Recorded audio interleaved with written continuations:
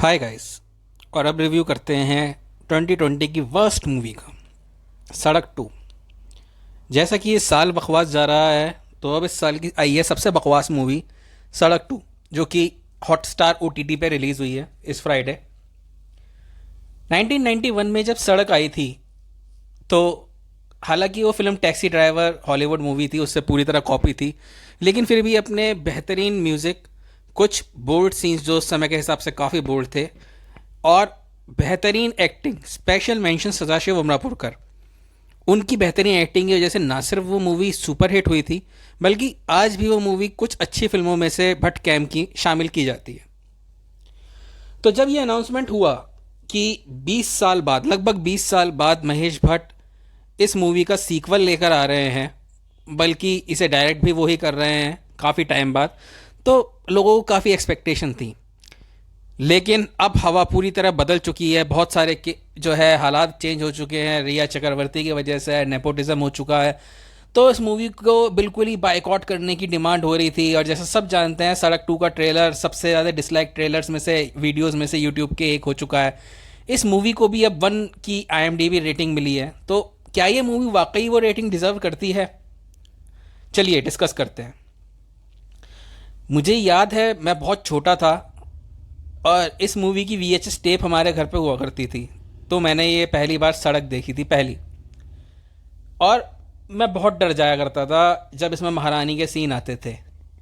तो जब ये मूवी की अनाउंसमेंट हुई कि इसका सेकंड पार्ट आ रहा है, तो मेरे मन में सवाल यही था कि चलिए संजय दत्त का रोल निभा लेंगे, पूजा भट्ट जी भी हैं, आलिया भट्ट है, आदित्य रॉय कपूर है, लेकिन महारानी का रोल इतना बेहतरीन और इतना पावरफुल था, उसकी जगह कौन लेगा? खैर, जब मुझे पता चला कि मकरंद देश पांडे हैं और मैंने ट्रेलर देखा, तो मैं थोड़ा सा फिर भी लगा कि शायद ये कर लें। लेकिन जब ये मूवी देखने बैठा, तो मैं मतलब हैरान ही रह गया कि आप ऐसे कैसे इतने पावरफुल रोल की जगह ऐसा कॉमेडी और मतलब इमेच्योरिश कैरेक्टर लिख सकते हैं। सीधी सीधी बात है, जब आप सड़क टू देखेंगे तो सबसे पहले तो महारानी का ही कैरेक्टर आपके दिमाग में आएगा। मैं आपको एक फैक्ट बता दूं कि अगर गब्बर सिंह और मोगैम्बो के बाद कायदे से इंडस्ट्री में कोई सबसे ज़्यादा खतरनाक और डरावना कैरेक्टर आया है नेगेटिव जोन में, तो वो सदाशिव अमरापुरकर का ही है। जब उन्हें ये रोल एक्सप्लेन किया गया था, नैरेट किया गया था, तो सदाशिव जी ने इतनी मेहनत करी थी इस रोल में जान डालने के लिए कि उन्हें बॉलीवुड का पहला best actor in negative role का फिल्म फेयर अवार्ड मिला था। तो जाहिर सी बात है, जब आप ऐसे परफॉर्मेंस से टक्कर ले रहे हो, तो आप कुछ तो लिखेंगे। लेकिन यहाँ कोई मेहनत ही नहीं की गई है, वो इतना कॉमेडी कैरेक्टर बना दिया गया है कि उस पर आप हंस सकते हो। एक टाइम बाद आप हंसोगे भी नहीं, आपको फ्रस्ट्रेशन होने लगेगी उस सीन, उनके सीन्स को देख के। तो बहरहाल इस मूवी की कहानी की बात करते हैं, तो पहली बात तो ये कि आप अगर ऐड देख के समझ गए होंगे कि ये जैसे इनकी बकवास जिसम 1 2 3 मर्डर 1 2 3 ब्लै ब्लै ब्लै चल रही थी कि बगैर किसी लिंक के एक मूवी, दो मूवी और नाम दिए जा रहे, ऐसा कुछ नहीं है। इस मूवी का कनेक्ट रखा गया है कि भाई जहाँ पहली कहानी थी, उन्हीं कहानी के कैरेक्टर्स को लेके दूसरी कहानी बनाने की कोशिश की गई है। लेकिन अगर आपने पहली मूवी नहीं देखी, तो भी कोई आपको ऐसा फ़र्क नहीं लगेगा कि आपको उस सवाल के जवाब जानने हैं, क्योंकि ये एक स्टैंड अलोन मूवी आराम से बन सकती थी। मेरा इस मूवी को देखने का कोई वैसा मन नहीं था, लेकिन जब मुझे खबर मिली संजय दत्त साहब के कैंसर की, तो वो मेरे फेवरेट एक्टर्स में से एक हैं, तो मुझे ये मूवी देखनी थी। सिर्फ संजय दत्त जी की वजह से मैंने ये मूवी देखी। देखी वर्ड कहना गलत होगा, मैंने ये मूवी झेली। क्योंकि 5 मिनट बाद ये मूवी इतनी बर्बाद और इतनी बकवास होने लगती है कि आप सर पकड़ लें। ये तो मैं यकीन ही नहीं कर सकता कि इस मूवी का डायरेक्शन महेश भट्ट ने किया है, क्योंकि वो उस ज़माने में भी फेमस थे कि वो एक साथ 5 5 मूवीज़ डायरेक्ट किया करते थे, 4 4 5 5 मूवीज़ के सेट पे। तो कुछ मूवीज़ वो खुद, कुछ सीन्स वो डायरेक्ट किया करते थे, कुछ अपने असिस्टेंट्स को बता दिया करते थे।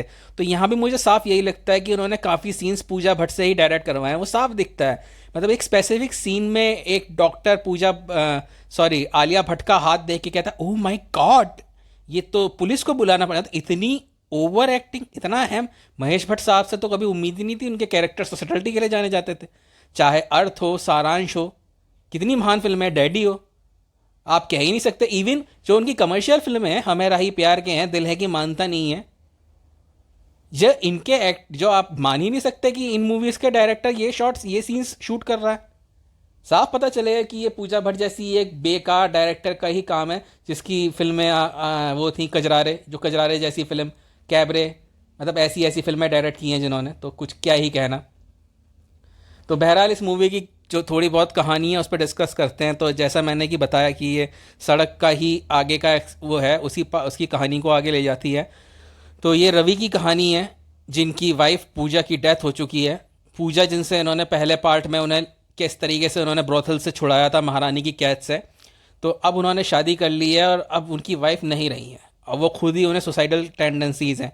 तो ये पहले पार्ट से ही कैरिड अवे है। जैसे पहले पार्ट में वो अपनी बहन के जाने के गम में बार बार आत्महत्या करने की कोशिश करते थे, तो अब यहाँ उनकी बीवी नहीं रही है और ये बार बार अपनी जान लेने की कोशिश करते हैं। लेकिन यहाँ एक और चीज़ है कि यहाँ इन्हें अपनी वाइफ की मतलब आत्मा दिखती है, स्पिरिट दिखती है, वो उनसे बात करते हैं और लोगों को लगता है कि ये साइकोलॉजिकली मतलब बीमार है। तो जब ये अपनी जान लेने की कोशिश करते हैं तो इनकी लाइफ में आलिया भट्ट आती है, जिन्हें कोई ट्रिप पे जाना है और उन्होंने पूजा भट्ट से बुकिंग करवाई थी और वो फोर्स करती है कि अब मैं संजय दत्त ही उन्हें लेकर जाएंगे। तो बगैर बहुत सारे लॉजिक को तोड़ मरोड़ के आलिया भट्ट की बैक स्टोरी है, संजय दत्त की कहानी है, फिर आदित्य रॉय कपूर आते हैं, कैसे ये एक कहानी बनती है। और मतलब मैं इसमें क्या ही समझाऊँ कि ये बाबा वगैरह का चुंगल है, कि ये एक फ्रॉड बाबा की कहानी है जो कि मकरंद देश पांडे जी ने निभाया। कैसे ये इन सबसे डील करते हैं, आलिया भट्ट कैसे मतलब वो कैसे अपनी प्रॉपर्टी बचाने की कोशिश कर रही हैं, यही सब इस मूवी में बताया गया। तो इस बकवास कहानी को जिस बकवास तरीके से दिखाया गया है, मतलब आप सर पकड़ के बैठ जाएंगे। अगर इस मूवी में कुछ सेविंग ग्रेस है तो वो है संजय दत्त और आलिया भट्ट की बेहतरीन एक्टिंग और एक अच्छा म्यूज़िक, जो हमेशा ही महेश भट्ट की मूवीज़ में होता है। लेकिन फिर भी मतलब ये मूवी मत देखिए। इससे अच्छा अगर आपने सड़क नहीं देखी है तो उसे ही देख लीजिए, क्योंकि वो फिर भी बहुत अच्छी मूवी थी इस मूवी के कंपैरिजन में। मैं इस मूवी को दूंगा 5 star negative out of 5 stars. So please stay away from this movie and stay safe. Bye bye, take care.